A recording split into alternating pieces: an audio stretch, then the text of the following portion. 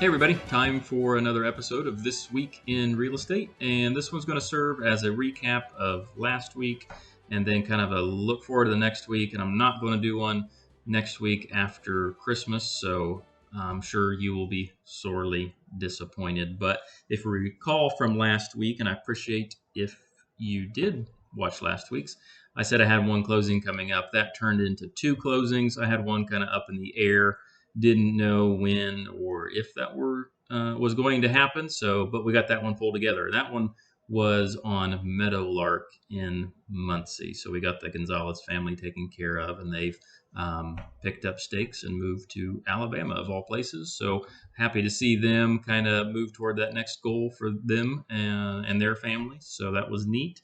That one, I will mention kind of a point of discussion would be when it comes to closing dates. So there are tons of things that need to come together in order to schedule and perform at the closing.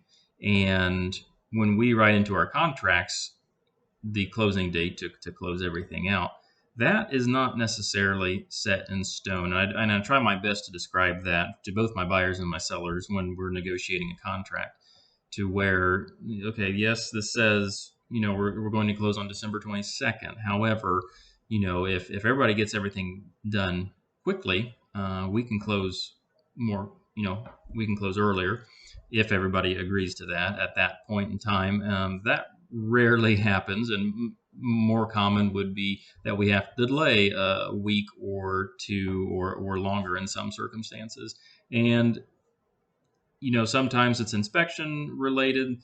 I would say more of a time it would be lender related, and that could be anything from the appraisal not getting back in time, which is another section of the transaction.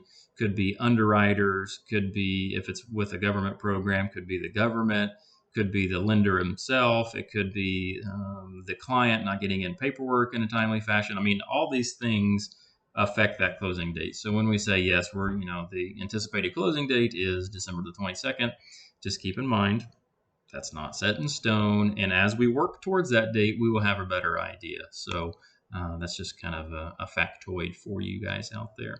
So my second closing, which would have been on Friday of last week, was a for sale by owner. So I had a relationship with the buyer, and we weren't quite finding what we needed on the market, and so we kind of went off market and found a home, somebody selling by themselves, not working directly with an agent. So I was able to broker that deal for them, and they've already started kind of renovating that place, and so I'm excited to see kind of what they do with that. So those were the two closings last week. And then looking forward to closings, the number for the end of the year, I may have 2 to 4 more, depending on how, again, the process goes. So I do know I have one scheduled for next Tuesday, but we'll see. There could be up to 3 more. We'll see about that. So we'll see how the year ends. That's a better way to say that. But so other things kind of going on. I was out on appraisal today. I'll finish that up